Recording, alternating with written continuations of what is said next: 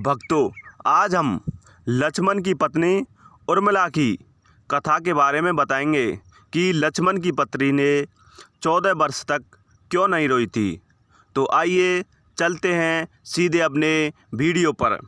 श्री रामायण को आज तक हमने अपने और इस समाज ने श्री राम की दृष्टिकोण से देखा था।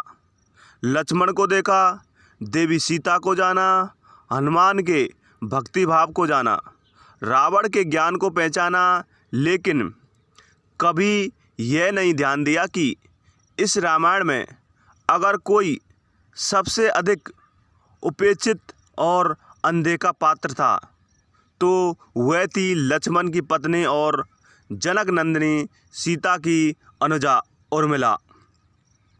जब राम सीता वनवास को जाने लगे और बड़े आग्रह पर लक्ष्मण को भी साथ जाने की आज्ञा हुई तो पत्नी उर्मिला ने भी उनके साथ जाने का प्रस्ताव रखा, परंतु लक्ष्मण ने उन्हें यह कहकर मना कर दिया कि अयोध्या के राज्य को और माताओं को उनकी आवश्यकता है। तो मित्रों, असीम पवित्रता थी उर्मिला के उस यौवन कंधों पर इतना बड़ा दायित्व डालकर लक्ष्मण चले गए। वह पल, वह जीवन सरता जो कोई भी नववधू अपने पति के साथ गुजारती है, वह उर्मिला के नसीब में नहीं लिखी गई। पतिव्रता स्त्री ने जीवन के चंचल पड़ाव पर भी अपने पति से दूर रहने पर भी ले मात्र भी किसी और का ध्यान नहीं किया। तो मित्रों, यह उर्मिला का अखंड पतिव्रत धर्म था। यह उर्मिला की अवर्णित, अचंचल, अघोषित महानता थी। उर्मिला के महान चरित्र, अखंड पतिव्रत, स्नेह और त्याग की चर्चा रामायण में अपेक्षित थी, पर वह हो ना सका।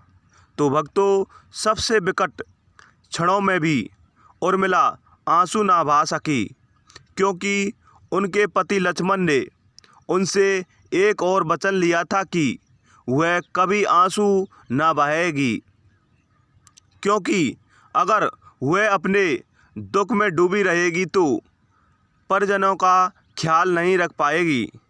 यह कोई कल्पना कर सकता है कि अपने पति को 14 वर्ष के लिए अपने से दूर जाने देना और उसकी विदाई पर आंसू भी ना बहाना किसी नवविवाहिता के लिए कितना कष्टदायी हो सकता है, कितना हृदय विदारक पल था।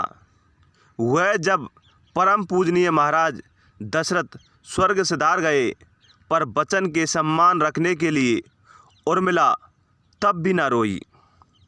पति के लिए पिता को किया इनकार। महाराज जनक अपनी पुत्री को मायके अर्थात मिथिला ले जाने लगा, ताकि माँ और सखियों के सानिध्य में उर्मिला का पति वियोग का दुख कुछ कम हो सके।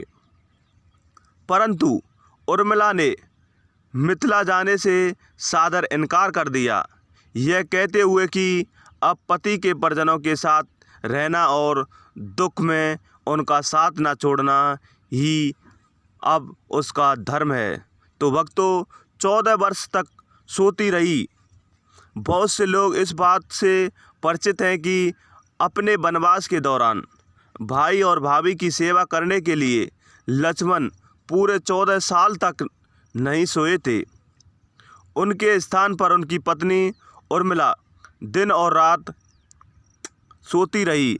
लेकिन यह बात बहुत कम लोग जानते हैं कि रावण की बेटे मेघनाद को यह वरदान प्राप्त था कि जो इंसान 14 वर्षों तक ना सोया हो, केवल वही उसे हरा सकता है। तो भक्तों, इसलिए लक्ष्मण मेघनाद को मोक्ष दिलवाने में कामयाब हुए थे।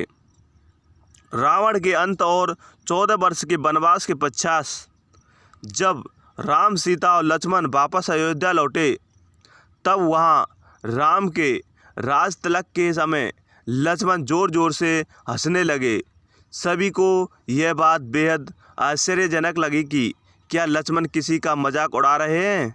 जब लक्ष्मण से इस हंसी का कारण पूछा तो उन्होंने जो जवाब दिया कि ताउम्र उन्होंने इसी घड़ी का इंतज़ार किया है, लेकिन आज जब ये घड़ी आई है तो उन्हें निंद्रा देवी को दिया गया वो वचन पूरा करना होगा जो उन्होंने वनवास काल के दौरान 14 वर्ष के लिए उन्हें दिया था।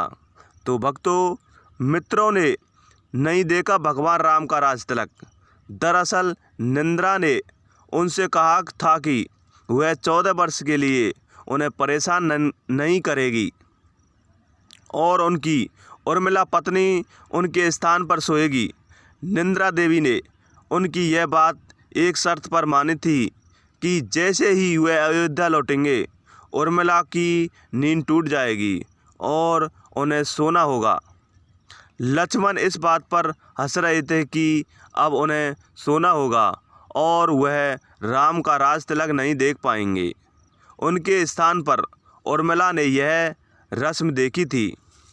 तो भक्तों, लक्ष्मण की विजय का कारण था उर्मिला का पतिव्रत। एक और बकाया ऐसा है जो यह बताता है कि लक्ष्मण की विजय का मुख्य कारण उर्मिला थी।